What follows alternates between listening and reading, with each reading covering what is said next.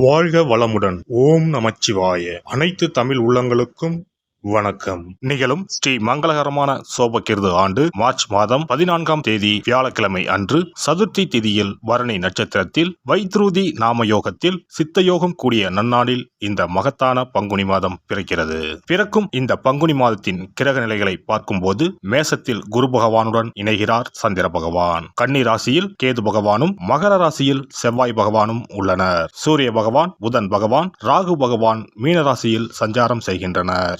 ராசியில் சனி பகவானுடன் சுக்கிரன் உள்ளார். இம்மாத கிரக பெயர்ச்சி என எடுத்துக்கொண்டால் செவ்வாய் பகவான் மகரத்தில் இருந்து கும்பராசிக்கு பெயர்ச்சி அடைகிறார். சுக்கிர பகவான் கும்பத்தில் இருந்து மீனராசிக்கு பெயர்ச்சி அடைகிறார். சந்திர பகவானை பொறுத்தவரை மேசத்தில் ஆரம்பித்து 2.25 நாட்கள் வீதம் 12 ராசிகளை கடந்து ரிஷபத்தில் அமர்ந்து பலன்களை தரப்போகிறார். இம்மாத சிறப்பாக குரு பகவான் நீச நிலையில் இருந்து வக்ர நிலைக்கு மாறுகிறார். இதன் காரணமாக உச்ச பலன்களை அள்ளித் தரப்போகிறார் குரு பகவான். இந்த கிரக அமைப்பினால் உங்கள் வாழ்வில் ஏற்படக்கூடிய சுப மற்றும் அசுப பலன்கள் என்ன என்பதனையும், அசுப பலன் ஏற்படுமாயின் ராசிக்காரர்கள் செய்ய வேண்டிய பரிகாரம் என்ன, வழிபட வேண்டிய தெய்வம், வழிபடும் முறை என்ன என்பதனை பற்றி விரிவாக காண்போம். பிறக்கப் போகும் இம்மாதம் உங்கள் வாழ்வில் வளமும் நலமும் செல்வ செழிப்பும் பெற்று வாழ்வின் உயரிய நிலையை அடைய எல்லாம் வல்ல எம்பெருமானை வேண்டி விரும்பி கேட்டுக்கொள்கிறேன்.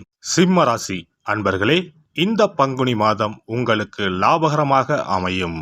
பணவரத்து அதிகரித்து கொண்டே இருக்கும். செயல்திறன் மேலோங்கும்.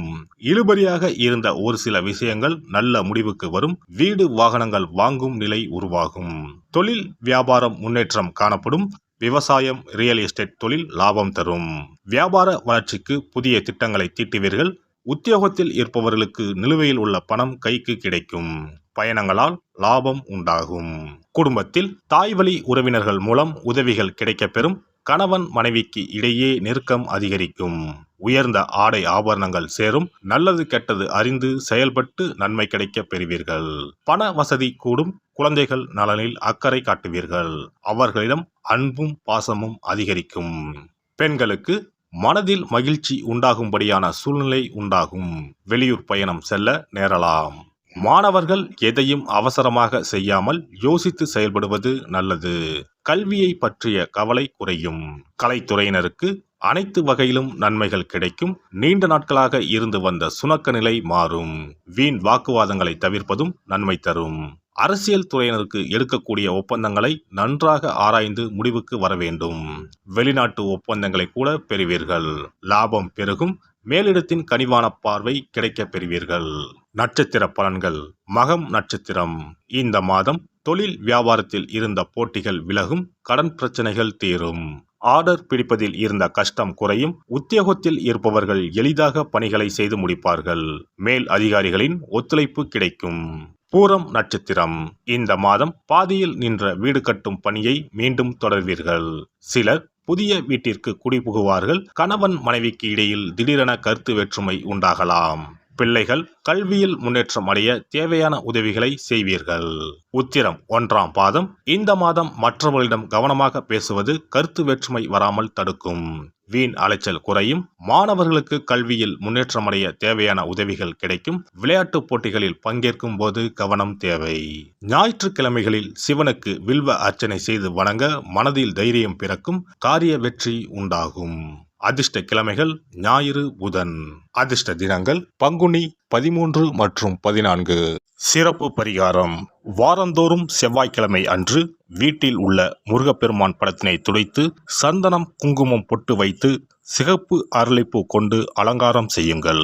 ஒரு கண்ணாடி டம்ளரில் தண்ணீர் ஊற்றி ஒரு எலுமிச்சை பழம், சிறு வெட்டிவேர் போட்டு முருகன் படத்திற்கு முன் வைத்து விடுங்கள். ஒரு மா இலை எடுத்து காம்பு பகுதி முருகப்பெருமானை பார்த்தவாறு வையுங்கள். அகல் விளக்கில் நெய் தீபம் ஏற்றி மா இலையின் மீது வைக்க வேண்டும். தீபச்சுடர் முருகப்பெருமானை பார்க்கும் வண்ணம் இருக்க வேண்டும். கண்களை மூடி முருகப்பெருமானை மனமாற வேண்டி உங்கள் வேண்டுதல்களை வையுங்கள். பூஜை முடிந்த பிறகு அடுத்த நாள் டம்ளரில் உள்ள எலுமிச்சை பழத்தை உங்கள் வீட்டை சுற்றி திருஷ்டி கழித்து போட்டு விடுங்கள். 6 வாரங்கள் வரை இந்த வெட்டி வேரை மாற்ற தேவையில்லை. இவ்வாறு செய்து வழிபட்டு வர குடும்பத்தில் உள்ள எப்படிப்பட்ட கஷ்டமாக இருந்தாலும் அந்த கஷ்டத்திற்கு தீர்வு கிடைக்கும். நம்பிக்கை இல்லாமல் எந்த ஒரு வழிபாடும் செய்யக்கூடாது. நம்பிக்கையோடு செய்யும் பட்சத்தில் கைமேல் பலன் கிடைக்கும். இனி பங்குனி மாத சிறப்புகளும் வழிபாட்டின் பலன்களும் என்ன என்பதனை பற்றி காண்போம். பங்குனி மாதம் என்பது வழிபாட்டுக்கு உரிய மாதம். பங்குனி மாதம் வணங்குவதற்கும் பூஜைக்கும் உரிய மாதமாகும். ஒவ்வொரு மாதத்திலும் ஒவ்வொரு நட்சத்திரத்திற்கு முக்கியத்துவம் கொடுத்து விழாக்கள் நடத்துவது வழக்கம். ஆனால் பங்குனி உத்திர நட்சத்திரத்திற்கு மற்ற நட்சத்திரங்களை விட அதிக மகத்துவம் உண்டு. தெய்வ திருமணங்கள் அதிகம் நடைபெற்ற மாதம் பங்குனி மாதம். மாதங்களில் 12வது மாதம் பங்குனி, நட்சத்திரங்களில் 12வது நட்சத்திரம் உத்திரம். 12வது மாதமான பங்குனியும் 12வது நட்சத்திரமான உத்திரமும் இணையும் புனித நாள் பங்குனி உத்திரம் என்று கொண்டாடப்படுகிறது. எனவே பங்குனி மாத உத்திரத்தின் சிறப்புகள் அதிகம். பங்குனி உத்திர நாளில் அனைத்து ஆலயங்களிலும் சிறப்பு வழிபாடுகள் நடைபெறும். கிராம கோவில்களில் அக்னி சட்டி ஏந்துதல், பூஜைகள் விமர்சையாக நடைபெறும். எண்ணற்ற ஆலயங்களில் சுவாமி அம்பாள் திருக்கல்யாணம் நடைபெறும். சிலருக்கு கைகூடாமல் திருமணம் தள்ளி போனால் பங்குனி உத்திர நாளில் விரதம் இருந்து இறைவனை வழிபட்டால் வெகு சீக்கிரம் திருமணம் கைகூடும் என்பது ஐதீகம். அதோடு காதலிப்போர் மனதுக்கு பிடித்தவரை கரம் பிடிக்கவும் பங்குனி உத்திர விரதம் இருப்பது மிகுந்த பலனை கொடுக்கும். பங்குனி உத்திரம் கல்யாண விரதம் என்றும் அழைக்கப்படுகிறது. 8 வகையான மகா விரதங்களில் கல்யாண விரதமும் ஒன்று. ஆகவே இந்த நாளில் திருமணம் ஆகாத இளையோர் விரதம் இருந்து தமக்கு நல்ல வரன்கள் கிடைக்க வேண்டும் என்று சிவபெருமானையும் பார்வதி தேவியாரையும் வேண்டுவது நல்ல பலன்களை பெற்றுத்தரும். இத்தினத்தில் மேற்கொள்ளும் விரதம் மிகவும் விசேஷமானது. நீண்ட நாள் ஒற்றுமையுடன் வாழ விரும்பும் தம்பதியர் விரதம் இருந்து சிவனுக்கும் சிவ பார்வதிக்கும் அபிஷேகம் செய்வார்கள். இந்த விரதத்தை முருகனை வேண்டியும் செய்யலாம். அதோடு அன்னதானம், வஸ்திரதானம் செய்வதும் சிறப்பானது. ஜாதக தோஷத்தால் திருமணம் தடைப்பட்டவர்கள் வழிபாடு மேற்கொள்ளவும் சிறந்த நாள் இதுவாகும். செவ்வாய் தோஷம் காரணமாக திருமண தடைகளை சந்திப்பவர்களுக்கு பங்குனி உத்திரத்தன்று முருகனை மனமுருகி வணங்கினால் திருமண தடைகள் நீங்கி திருமணம் சுபமாக முடியும். குழந்தை பேரில்லாமல் தவிப்பவர்கள் பங்குனி மாத விரதம் இருந்து அம்மன் கோவில்களுக்கு சென்று வழிபட அந்த அம்மனின் அனுக்கிரகத்தால் நிச்சயம் புத்திர பாக்கியம் கிடைக்கும்.